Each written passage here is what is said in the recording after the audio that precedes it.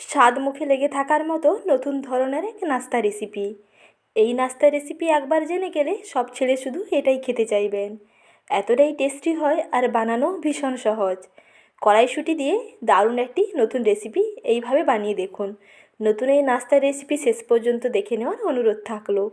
নমস্কার বন্ধুরা, আমি সাথী আমার কিচেনের আবারও এক নতুন রেসিপিতে আপনাদের সকলকে স্বাগত জানাই।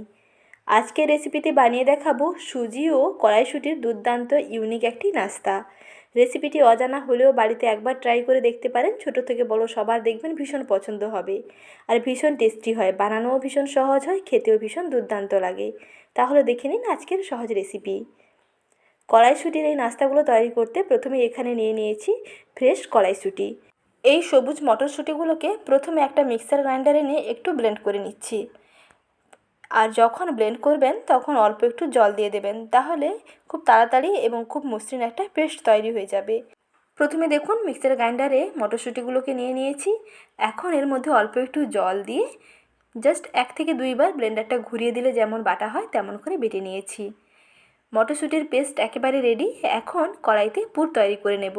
তার জন্য চুলার আঁচটা মাঝারিতে রেখে একটা কড়াই ভালো করে গরম করে নিয়ে এর মধ্যে আমি 1 টেবিল চামচ দিলাম সাদা তেল। তারপরে সামান্য অল্প একটু হিং ফোড়ন দিয়ে এর মধ্যে দিচ্ছি কালো জিরে ফোড়ন। হিং এবং কালো জিরেটা একটু ভাজা হয়ে গেলে এর মধ্যে দিচ্ছি থেতো করে নেওয়া আদা আর কুচনো কাঁচা লঙ্কা। ঝালটা আপনাদের পছন্দ মতো বাড়িয়ে কিংবা কমিয়ে নিতে পারেন। আদা, কাঁচা লঙ্কা, কালো জিরে এবং হিংয়ের সঙ্গে ভালো করে মিশিয়ে নিয়ে একটু ভাজা ভাজা করে নিয়ে তারপরে কড়াইশুঁটির পেস্ট দিয়ে দিচ্ছি। মটরশুঁটির এই মিশ্রণটা কড়াইতে দিয়ে কিছুক্ষণ পর্যন্ত কষিয়ে নেব। মটরশুঁটির একটা কাঁচা গন্ধ থাকে, সেই কাঁচা গন্ধটা দেখবেন একটু পরেই চলে যাবে। এই মশলার একটা বেশ সুন্দর ভাজা ভাজা ফ্লেভার বেরোবে। তখন এর মধ্যে দিয়ে দিতে হবে স্বাদ মতো লবণ, অল্প একটু হলুদের গুঁড়ো, শুকনো লাল লঙ্কার গুঁড়ো আর সবশেষে দেব 1 টেবিল চামচ বেসন। আর এখানে দিচ্ছি অল্প একটু চিনি, টেস্টটা ব্যালেন্স করে নেওয়ার জন্য, নুন চিনির ব্যালেন্সটা ঠিকঠাক রাখার জন্য আর টেস্টটাকে একটু ঠিকঠাক করে নেওয়ার জন্য এর মধ্যে সামান্য অল্প একটু চিনি অ্যাড করবেন। তাহলে দেখবেন টেস্টটা অনেক বেটার হবে। কিছুক্ষণ পর্যন্ত লো আঁচে একটুক্ষণ কষিয়ে নেব। সমস্ত মশলাগুলো মটরশুঁটির পেস্টের সঙ্গে মিশিয়ে নিয়ে একটুক্ষণ কষিয়ে নিতে হবে এবং এর যে ময়েশ্চারটা আছে তা ভালো করে যাতে টেনে যায় তার জন্য এর মধ্যে 1 টেবিল চামচ মতো দিলাম বেসন দিয়ে আরও কিছুক্ষণ কষিয়ে নেব। মাঝারি থেকে লো আঁচের মধ্যে রেখে গ্যাসের ফ্লেম কিছুক্ষণ পর্যন্ত কষাতে হবে। যখন দেখবেন মটরশুঁটির পেস্ট এইরকম কড়াই থেকে ছেড়ে চলে আসছে আর একটা ডোতে পরিণত হয়ে যাচ্ছে, তাহলেই বুঝতে পারবেন যে পুর একেবারে রেডি। আর এইরকম শুকনো শুকনো করে স্টাফিংটা তৈরি করলে আপনি কড়াইশুঁটির কচুরি কিংবা এই নাস্তা তৈরি করলে একেবারে পারফেক্ট হবে। তারপরে এদিকে একটা সুজির মণ্ড তৈরি করে নেব। তার জন্য কড়াইতে দিলাম 1.5 বাটি জল আর দিচ্ছি 1 চা চামচের হাফ চামচেরও একটু কম থাকবে লবণ আর দেব 1 টেবিল চামচ সাদা তেল। ভালো করে গরম হয়ে আসলে জলের মধ্যে দিয়ে দিচ্ছি মেজারিং কাপের হাফ কাপ সুজি, অর্থাৎ এখানে 100 গ্রাম মতো সুজি দিচ্ছি। সুজি দিয়ে কিছুক্ষণ ভালো করে রান্না করে নেব। মাঝারি আঁচে কিছুক্ষণ পর্যন্ত রান্না করে নিতে হবে। কিছুক্ষণ রান্না করে নেওয়ার পরেই দেখবেন সুজি একটা মণ্ডতে পরিণত হয়ে যাবে। ততক্ষণ পর্যন্ত লো আঁচে এইরকম বারবার কন্টিনিউয়াস নেড়ে চেড়ে সুজিটাকে খুব ভালো করে রান্না করে নিতে হবে। এখানে কিন্তু কোনো রকম চিনি অ্যাড করবেন না, তাহলে কিন্তু ভালো লাগবে না খেতে। চিনি না দিয়ে শুধু নুন ও তেল দিয়ে জলের মধ্যে এই সুজিটাকে ভালো করে রান্না করে নিতে হবে। কিছুক্ষণ পরেই দেখুন সুজি একটা বেশ নরম পাকের ডো তৈরি হয়ে গেছে। এইরকম একটা নরম পাকের ডো বানাতে হবে। তারপরে গ্যাসের আঁচটা বন্ধ করে দিন। এখন এই মিশ্রণটাকে একটা থালার মধ্যে নামিয়ে নিয়ে একটু ঠান্ডা করে নিয়ে তারপরে হাত দিয়ে মেখে নেব। হাতে অল্প করে একটু তেল লাগিয়ে মেখে নিতে হবে, তাহলে দেখবেন হাতের মধ্যে আর চিটচিটে ভাবটা লাগবে না। সুজির এই ডোটা কিন্তু একটু স্টিকি হয়, হাতের মধ্যে চিটচিটে লেগে যায়।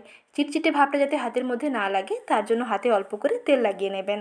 তারপরে ডোটাকে ভালো করে মেখে ঠেসে ঠেসে এইরকম একটা মসৃণ ডো তৈরি করে নিয়ে সেখান থেকে এইরকম দেখুন মিডিয়াম সাইজের লেচিগুলো তৈরি করে নিচ্ছি। তারপরে একটি করে লেচি নিয়ে এইরকম একটা ছোট্ট বাটির মতন তৈরি করে নেব।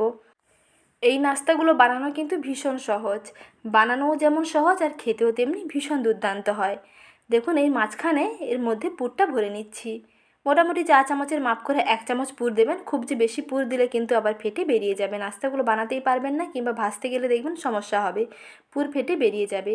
তাই এখানে পুরটা একটু বুঝে দেবেন। দেখুন এই মতো পুর দিয়ে তারপরে মুখটাকে ভালো করে আটকে নিলাম প্রথমে।